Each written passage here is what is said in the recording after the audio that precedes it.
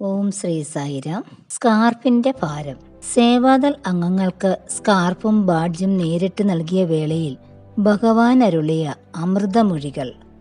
പ്രശാന്തി നിലയത്തിൽ സന്നദ്ധ സേവനം അനുഷ്ഠിക്കുമ്പോൾ നിങ്ങൾക്കുണ്ടാകേണ്ട മനസ്ഥിതിയെപ്പറ്റി ചിലത് സംസാരിക്കുവാനാണ് എല്ലാവരെയും ഞാൻ ഇന്ന് ഇവിടെ വിളിപ്പിച്ചത്. ഞാൻ തന്നെയാണ് നിങ്ങളെ തെരഞ്ഞെടുത്തത്. അത് തന്നെ ഒരസുലഭ ഭാഗ്യമാണ്.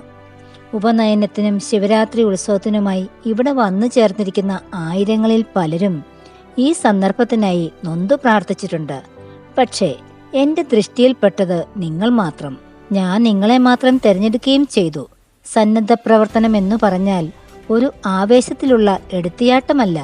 അഗാധമായ ശിക്ഷണവും പരിശീലനവും വിനയവും ഇല്ലെങ്കിൽ ഭംഗിയായി നിർവഹിക്കാൻ പറ്റാതെ വരുന്ന ഒന്നാണിത്.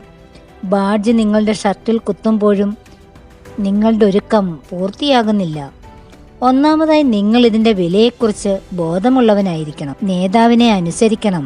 എന്നെ സംബന്ധിച്ചിടത്തോളം ആജ്ഞ ഒരു ഉത്തരവെന്നതിനേക്കാൾ മാർഗദർശനമാണ്. ഗീതയിൽ കൃഷ്ണൻ താൻ എന്തുകൊണ്ട്, എന്തിനു വേണ്ടി എന്നൊക്കെ ധാരാളം വിശദീകരണം നൽകുന്നുണ്ടെങ്കിലും ഗീത കൃഷ്ണന്റെ ആജ്ഞയായിരുന്നു.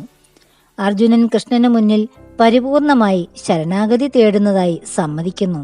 അതുകൊണ്ട് അർജുനനെ കൃഷ്ണന് അച്ചടക്കത്തെപ്പറ്റി പഠിപ്പിക്കേണ്ടി വന്നില്ല. എന്നിട്ടും യുദ്ധം ചെയ്യുവാൻ കൃഷ്ണൻ തന്റെ ആജ്ഞകൾക്ക് ന്യായീകരണം അർജുനനെ പറഞ്ഞു കേൾപ്പിച്ചു. അതുപോലെ തന്നെ നിങ്ങളൊരു പ്രത്യേക രീതിയിൽ പെരുമാറണമെന്ന് പറയുന്നതിന്റെ കാരണവും മറ്റു രീതിയിൽ പെരുമാറരുത് എന്നതിന്റെ യുക്തിയും അറിഞ്ഞിരിക്കണം. നിങ്ങൾ മറ്റുള്ളവരോട് പ്രേമം വളർത്തണം. സേവാദൾ മേലധികാരിയാണെന്ന് ചിന്തിക്കരുത്. മറ്റുള്ളവരെക്കാൾ അർപ്പണബോധം അവർക്കുണ്ടെന്നോർക്കണം. ആരെയും അവജ്ഞയോടെ വീക്ഷിക്കരുത്. നിങ്ങൾക്കെന്നോട് പ്രേമമുണ്ടെങ്കിൽ എല്ലാവരോടും പ്രേമമുണ്ടാകും. കാരണം സായി എല്ലാവരിലുമുണ്ട്. നിങ്ങൾ ഭജനയിൽ പാടുന്നില്ലേ, എല്ലാം സായിമയം, ജഗത്താകെ സായിമയമെന്ന്? അതുകൊണ്ട് ഈ സായിയെ മാത്രമായി നിങ്ങൾ എങ്ങനെ പ്രേമിക്കും? ഈ പ്രാർത്ഥനാമുറിയുടെ ഭിത്തികളിൽ സ്വാമിയുടെ അനവധി ചിത്രങ്ങളുണ്ട്. ആ ചിത്രങ്ങളെ നിങ്ങൾ ആരാധിക്കുന്നു. ഓരോന്നും ഞാനാണെന്ന് നിങ്ങൾ സങ്കല്പിക്കുന്നു. ആരെങ്കിലും അതിലേതിനെയെങ്കിലും സംബന്ധിച്ച് ദൂഷ്യമായി പറഞ്ഞാൽ നിങ്ങൾക്കിഷ്ടപ്പെടുമോ? നിങ്ങൾ എൻ്റെ ചിത്രത്തിന് മുന്നിൽ നിന്ന് ആശ്ചര്യത്തോടെ ഓ സ്വാമി എന്ന് വിളിച്ച് ആനന്ദിക്കുന്നു. അപ്പോൾ ഓരോ ജീവിയും ഞാനാകുന്നത് എന്തുകൊണ്ട്? എല്ലാം സായിമയമല്ലേ? അത് കാരണം നിങ്ങൾ ആരോടെങ്കിലും വെറുപ്പോടെ പെരുമാറിയാൽ എന്നോട് വെറുപ്പ് കാണിക്കുന്നതിന് തുല്യമാണ്. നിങ്ങൾ ആരെയെങ്കിലും അധിക്ഷേപിച്ചാൽ എന്നെ അധിക്ഷേപിക്കുന്നത് പോലെയാണ് എനിക്ക്. നിങ്ങളുടെ ജോലി നിർവഹിക്കുന്നിടത്ത് ഇതാണെൻ്റെ അധികാരമേഖലയെന്നും അതിനപ്പുറത്തുള്ളതല്ലെന്നും വാദിക്കരുത്. ഒരിക്കലും അതിർത്തികൾക്കും പരിധികൾക്കും വേണ്ടി നിർബന്ധ ബുദ്ധിക്കാരാകരുത്. പരസ്പരം തുണയ്ക്കുക. ഇതിനർത്ഥം പകുത്തു തന്നിരിക്കുന്നതിലേറെ ഈ ഭാരം ചുമക്കണമെന്നല്ല. മറ്റുള്ളവരുടെ പ്രവർത്തനങ്ങളിൽ അനാവശ്യമായി നിങ്ങൾ കൈകടത്താതിരിക്കുക. നിങ്ങളോട് മറ്റുള്ളവർ എങ്ങനെ പെരുമാറണമെന്ന് നിങ്ങൾ ആഗ്രഹിക്കുന്നുവോ അതുപോലെ നിങ്ങളും അവരോട് പെരുമാറുക. നിങ്ങളുടെ പ്രേമത്തിന്റെ മാനദണ്ഡം അതായിരിക്കണം. ഓഡിറ്റോറിയത്തിന് പുറത്ത് പൊരിവെയിലിലോ ഇരുട്ടിലോ മുൻനിരയിൽ എത്തിച്ചേരാൻ കഴിയാതിരിക്കുന്ന അവശരായവരെയും കാഴ്ചയ്ക്കും കേൾവിക്കും വിഷമമുള്ളവരെയും ഇടമുണ്ടാക്കി വേദിക്കരികിലെത്തിക്കുക. പ്രായം കുറഞ്ഞവരുടെ ഇരിപ്പിടങ്ങൾ ഒഴിവാക്കി വേണം അവശരെ സഹായിക്കാൻ. ഓഡിറ്റോറിയത്തിലോ ഭജന ഹാളിലോ ബാഡ്ജ് ധരിച്ച് നടക്കുന്ന നിങ്ങൾ പ്രത്യേക അവകാശവാദങ്ങൾ ഉന്നയിക്കരുത്. ആദ്യം വന്നവർക്ക് ആദ്യ സന്ദർഭം കൊടുക്കണം. വാദപ്രതിവാദം നടത്തി രംഗം സൃഷ്ടിക്കാതെ അത് നിർവഹിക്കണം. ഇടമുള്ളിടത്തെല്ലാം ആളുകൾ ശാന്തമായി ഇരിക്കട്ടെ. ഓരോരുത്തരും എൻ്റെ ഹൃദയത്തിൽ അവരുടെ ഇരിപ്പിടത്തിന് അവകാശം പറയട്ടെ. ഓഡിറ്റോറിയത്തിലല്ല സ്ഥലം കണ്ടെത്തേണ്ടത്. സന്നദ്ധ ഭടന്മാർ വിളി കാത്തു നിൽക്കാതെ അവ അന്വേഷിച്ച് ചുണിയും ചൊടിയുമായി എത്തണം. അപ്പോൾ സേവന സന്ദർഭങ്ങൾ ചുറ്റിനും കണ്ടെത്താം. മറ്റുള്ളവർ സഹിക്കുന്ന വേദനയ്ക്ക് നേരെ നിങ്ങൾ കണ്ണടയ്ക്കുന്നത് കരിങ്കല്ല് പോലുള്ള ഹൃദയം മൂലമാണ്. അലസമായ ജീവിതത്തിനുള്ള അനുമതി പത്രമല്ല ഞാൻ നിങ്ങൾക്ക് തന്ന ബാഡ്ജ്. ഇതിനർത്ഥം കഠിനമായ അനുഷ്ഠാനത്തിനും സുഖങ്ങൾ ത്യജിക്കുന്നതിനും കഠിനാധ്വാനം ചെയ്യുന്നതിനും ഉറക്കം വെടിയുന്നതിനും ത്യാഗത്തിനും നിങ്ങൾ തയ്യാറാകണമെന്നാണ്. മൃദുവായ ജീവിതം കാംക്ഷിക്കുന്നവർ സന്നദ്ധ സേവനത്തിന് പറ്റിയവരല്ല. നിങ്ങളുടെ ആവശ്യങ്ങൾ പരമാവധി ചുരുക്കുക. നിങ്ങളുടെ വിജയത്തെപ്പറ്റി മറ്റുള്ളവരോട് പറയുന്നത് അവരിൽ അസൂയ വളർത്തുവാനായിരിക്കരുത്. നിങ്ങൾ അന്യരെ സ്നേഹിച്ചാൽ മാത്രം പോരാ, മറ്റുള്ളവർ നിങ്ങളെ സ്നേഹിക്കത്തക്കവണ്ണം നിങ്ങൾ നല്ലവരുമായിരിക്കണം.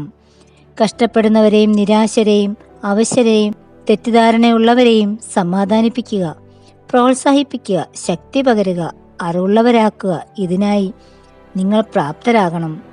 ഇതിനായി നിങ്ങളെ ഒരുക്കുകയാണിവിടെ. നിങ്ങൾക്ക് ഞാൻ തന്നിരിക്കുന്ന ഈ സന്ദർഭം വ്യക്തിപരമായ അഭിവൃദ്ധിക്കും സാധനയ്ക്കുമുള്ള ആഹ്വാനമായി കരുതണം. ഈ സന്ദർഭത്തിനു വേണ്ടി ആയിരങ്ങൾ കാത്തിരിക്കുമ്പോൾ അത് ലഭിച്ച നിങ്ങൾ എത്ര ഭാഗ്യവാന്മാരാണ്. നിങ്ങളുടെ ചുമതല എത്ര മഹത്തരമാണോ. ഇവിടം ഒരു പണിപ്പുരയാണ്. തകരാറിലായ മനസ്സുകളും ഹൃദയങ്ങളും അറ്റകുറ്റപ്പണിക്കായി എൻ്റെ സമീപം എത്തുന്നു. സാധാരണ പണിപ്പുരകളിൽ കൂടം കൊണ്ടടിക്കുന്ന ശബ്ദവും ചക്രങ്ങളുടെ കിലുങ്ങുന്ന ശബ്ദവും യന്ത്രങ്ങളുടെ മുഴക്കവും ചെങ്ങലക്കിലുക്കവുമാണ് കേൾക്കാൻ കഴിയുന്നത്. പ്രശാന്തി നിലയത്തിലാകട്ടെ ഈശ്വരനാമത്തിന്റെ മന്ത്രജപം മാത്രമേ ഉണ്ടാകൂ, അനുവദിച്ചിട്ടുള്ളൂ. പുതിയ യന്ത്രഭാഗങ്ങൾ പിടിപ്പിച്ചും പെയിന്റ് അടിച്ചും പുത്തൻ കാറുപോലെ നിങ്ങൾ പുറത്തിറങ്ങും. ഒരു കുഴപ്പവുമില്ലാതെ ഭംഗിയായി മൈലുകളോളം യാത്ര ചെയ്ത് തളർന്നവരും മടുപ്പ് വന്നവരും അല്ലെങ്കിൽ ദീർഘയാത്രയ്ക്കൊരുങ്ങുന്നവരും ഈ സ്ഥലവും ഒരു പണിപ്പുരയായി കാണണം. സേവാ സാധനയുടെ മഹത്വം മനസ്സിലാക്കാനായി താഴെ കൊടുത്തിട്ടുള്ള സംഭവങ്ങളും കഥകളും മഹത്വചനങ്ങളും സഹായകരമായിരിക്കും. മദർ തെരേസയുടെ സേവന ജീവിതം തുടങ്ങുന്ന കാലം. അവരുടെ കൊച്ചു കൊച്ചു സേവന പ്രവർത്തനങ്ങൾ കണ്ട് ഒരിക്കലൊരു പത്രപ്രവർത്തകൻ ചോദിച്ചു, മദർ, ഇതുകൊണ്ട് എന്തു പ്രയോജനം? ഈ കൽക്കട്ട നഗരം മുഴുവനും നരകാവസ്ഥയിലാണ്. മദറിന്റെ ഈ ചെറിയ ചെറിയ പ്രവർത്തനങ്ങൾ കൊണ്ട് എന്ത് പ്രയോജനമാണ് ഉണ്ടാകുക? ഇത് കടലിൽ ഒരു തുള്ളി ജലം പോലെ മാത്രമല്ലേ ഉള്ളൂ. ഉടൻ തന്നെ മദർ പറഞ്ഞു, അതേ മകനെ, പക്ഷെ തുള്ളികൾ ചേർന്നാണ് കടലുണ്ടായതെന്ന് മറക്കരുത്. ആയിരക്കണക്കിന് കിലോമീറ്റർ ദൂരം യാത്ര ചെയ്തവരും ആദ്യത്തെ ഒരു ചുവട് വെച്ചാണ് ആ യാത്ര തുടങ്ങിയത്. ലോകത്തിലെ എല്ലാ മഹാത്മാക്കളും അവരുടെ വമ്പൻ പദ്ധതികൾ നടപ്പിൽ വരുത്തിയത് ഓരോരോ കൊച്ചു കൊച്ചു പ്രവൃത്തിയിലൂടെയാണ്. സ്വാമി വിവേകാനന്ദൻ നമ്മെ ഓർമ്മിപ്പിക്കുന്നു, മഹത്തായ കാര്യങ്ങൾ ചെയ്യുന്നതിലല്ല, ചെറിയ കാര്യങ്ങൾ മഹത്തായ രീതിയിൽ ചെയ്യുന്നതിലാണ് മഹനീയത.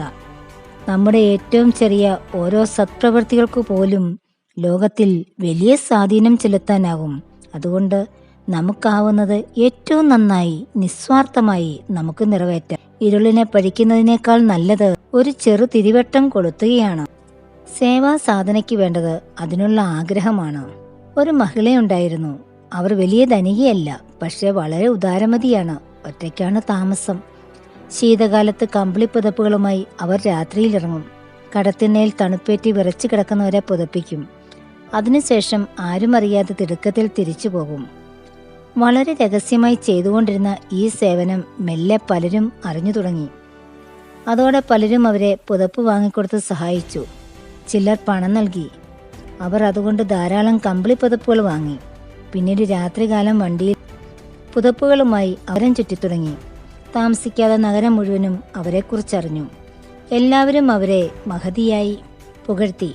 പക്ഷേ അവരെപ്പോഴും വിഷാദഭരിതമായ മുഖത്തോടെ തലയും താഴ്ത്തിയേ നടക്കാറുള്ളൂ. ഇത്ര മഹത്തായ സേവനം ചെയ്തിട്ടും എന്തേ ഇങ്ങനൊരു വിഷാദം? ഒരാൾ തിരക്കി. അവർ ദുഃഖത്തോടെ പറഞ്ഞു, ദൈവം 100 കൈകളിലൂടെ എനിക്ക് ധനവും സഹായവും എത്തിക്കുന്നു. പക്ഷേ 2 കൈകൾ കൊണ്ടല്ലേ ഇതൊക്കെ കൊടുക്കാൻ എനിക്ക് കഴിയുന്നുള്ളൂ. ഇതായിരിക്കണം സേവനം ചെയ്യുമ്പോൾ നമ്മുടെ മനോനില. എത്രമാത്രം ചെയ്യുന്നു എന്നല്ല, എങ്ങനെ ചെയ്യുന്നു എന്നതിലാണ് മഹനീയത. സേവനത്തെക്കാൾ ദാനത്തെക്കാൾ മഹത്തായ പുണ്യകർമ്മമില്ല. നമുക്ക് ഈശ്വരൻ നൽകിയതിൽ നിന്നും കുറച്ചെടുത്താണ് നാം കൊടുക്കുന്നത്. ഈ ഭാവം സേവാസാധനയിൽ ഉണ്ടായിരിക്കണം. ഒരു തരത്തിൽ പറഞ്ഞ സേവനം നമ്മുടെ കടം തീർക്കാനുള്ളൊരു വഴിയാണ്. ഒരു ഉദാഹരണം ശ്രദ്ധിക്കൂ. കണ്ണിന് നേരെ ഒരു കല്ല് പാഞ്ഞു വരുന്നു. എന്ത് സംഭവിക്കും? ഞൊടിയിടയിൽ കണ്ണടയ്ക്കും, തല വെട്ടിക്കും, കല്ല് തട്ടിക്കളയാൻ കൈയും ശക്തിയായി വീശും, ചിലപ്പോൾ കുനിയും. അങ്ങനെ കണ്ണിനെ രക്ഷിക്കാൻ ശരീരം മുഴുവൻ ഒരുമിച്ച് സഹകരിക്കുന്നു. ഇനി മറ്റൊരു കാര്യം ശ്രദ്ധിക്കൂ.